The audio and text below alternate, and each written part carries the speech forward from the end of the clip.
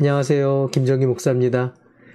아침 묵상에 함께 하시는 여러분 주님의 이름으로 축복합니다. 오늘 우리가 함께 대할 말씀은 시편 51편 10절로 13절에 있는 말씀입니다.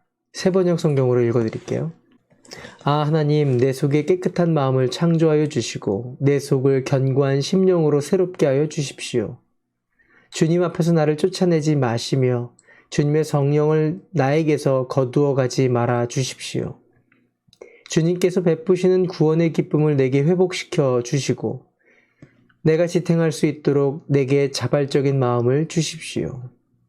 반역하는 죄인들에게 내가 주님의 길을 가르치게 하여 주십시오. 죄인들이 주님께로 돌아올 것입니다. 제가 고등학교 때 친구의 전도를 통해서 교회에 나가기 시작했습니다. 정말 다 좋더라고요. 재미도 있고 친구들도 많이 사귈 수 있고. 그런데 딱 한 가지 어려운 시간이 있었습니다. 그건 뭐냐면 설교 시간이에요.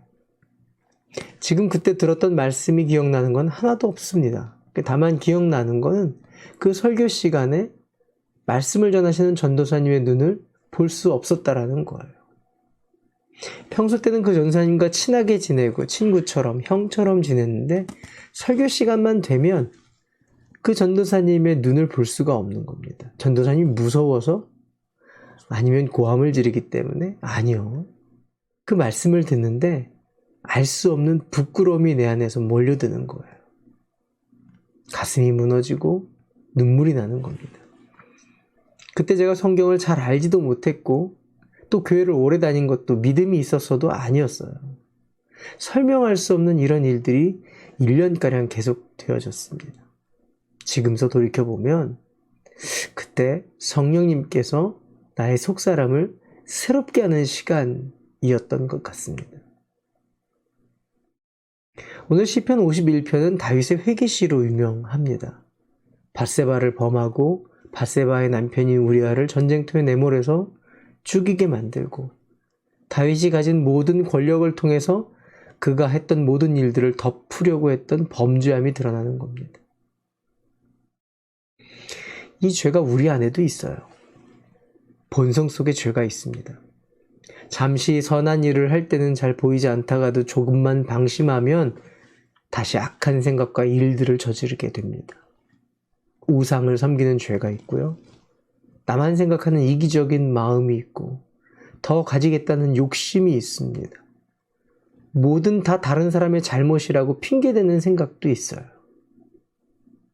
이런 상황 속에서 사단은 우리에게 끊임없이 속삭입니다. 덮으라고, 숨기라고. 멋있는 옷을 입는다고 이 죄가 해결되는 것도 아니에요. 다른 사람의 죄를 더 크게 지적질한다고 해서 내가 의로워지는 것도 아닙니다. 권력이 있다고 해결되는 것도 아니고요. 죄에 대한 하나님의 방법은 따로 있습니다. 뭐냐면 들추심이에요. 오늘 이 다윗의 죄를 하나님이 들추어 내셨어요.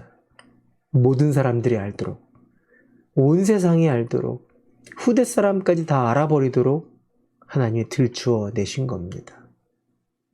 감당하기 어렵죠. 그런데 다윗이 망했나요? 다윗이 버림받을 당하거나 혹은 다윗이 죽었습니까? 아니요. 다윗은 회복됐어요. 뿐만 아니라 더 존귀하게 되었습니다.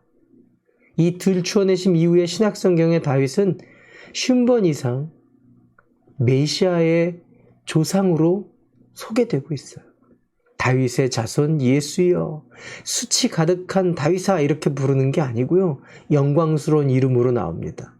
예수님이 다윗의 자손이라는 거예요. 중요한 것은 들추어내심을 받아들이고 정하고 정직한 마음이 되었다라는 거예요. 다윗은 회개합니다. 내 속에 깨끗한 마음을 창조하여 주시고 내 속을 견고한 심령으로 새롭게 하여 주십시오. 도대체 하나님이 이 방법을 왜 선택하셨을까요? 왜 하나님은 이렇게밖에 하실 수 없었을까요?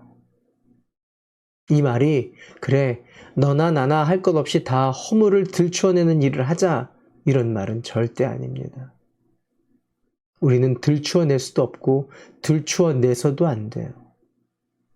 누구도 죄를 다룰 힘이 능력이 없기 때문에 그렇습니다. 죄에서 자유할 사람은 아무도 없어요. 한 분만 가능합니다. 우리 주님이 십자가에서 온갖 수치를 다 받으셨어요. 수모를 당하시고 가장 큰 고통, 벌거벗음을 통해서, 벗겨짐을 통해서 그 모든 부끄러움과 수치를 다 당하셨습니다. 벌건 대낮에 멀리서도 모두 알아볼 수 있을 만큼 밝은 낮에 높은 곳에 달리심으로 모두가 쳐다보게 됐어요.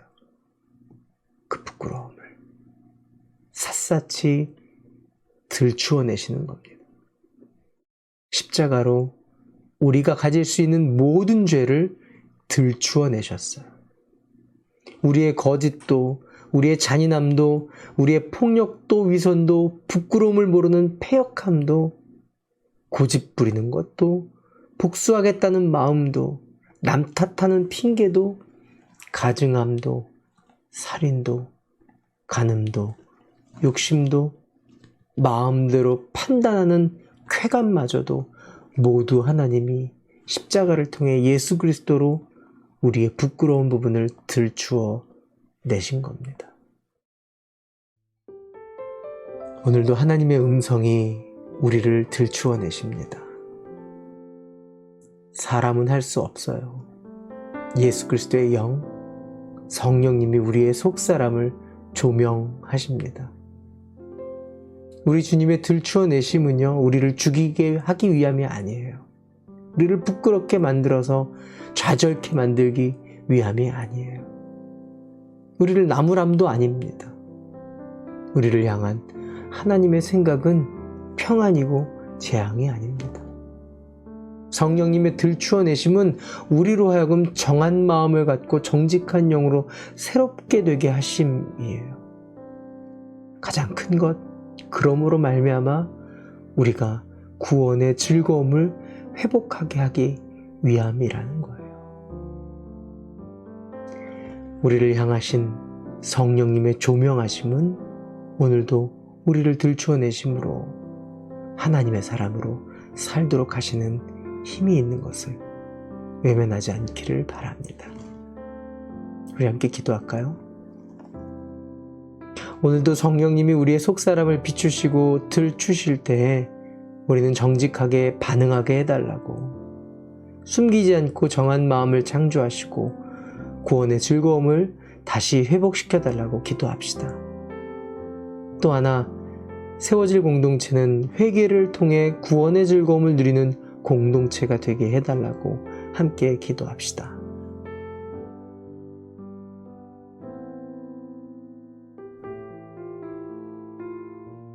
좋으신 아버지 하나님, 가장 좋은 것 성령님을 우리에게 보내주심을 감사합니다. 선물로 주심을 감사합니다. 우리는 오늘도 내 뜻대로 살려고 하지만 성령님께서 오늘도 우리 안에 계셔서 우리의 속사람을 비추시고 조명하실 때에 우리는 외면하지 않고 그 음성 가운데 우리를 돌아보아 하나님의 사람으로 회개하며 구원의 기쁨을 누리게 하여 주시옵소서. 예수님의 이름으로 기도합니다. 아멘. 오늘도 구원의 기쁨이 넘치는 하루 되시기를 바랍니다. 말씀대로 살기로 결정하셨으면 좋아요 눌러주세요. 화이팅!